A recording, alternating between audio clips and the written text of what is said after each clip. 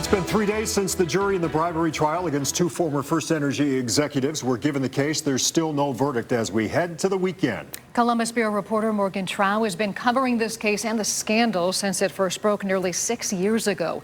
And tonight she digs into the questions the jury has asked as they deliberate.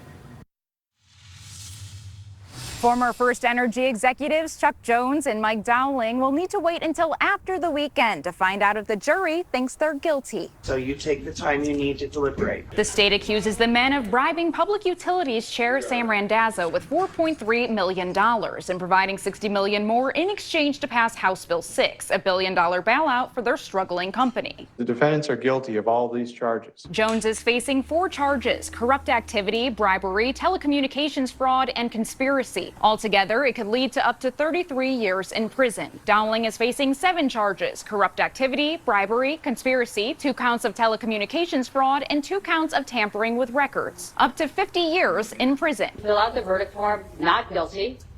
You go home to your lives, and you send Chuck Jones back to his life. And the jury has only had one question so far, referencing the definition of bribery. Quote, whether before or after the public servant was elected, appointed, qualified, employed, summoned, or sworn. If that public servant has not yet applied to be a public servant, does the before in the instructions count? The judge replied, all of the elements and definitions have been provided to you on this question, and it is for you to decide as a factual matter. In closing arguments Tuesday, Jones's team argued that because the alleged bribe took place about 30 days before Randazzo was announced as a candidate for chair, he can't be found guilty of corruption. As if I decided I was going to bribe someone today in case 15 years from now they decided to run for public office.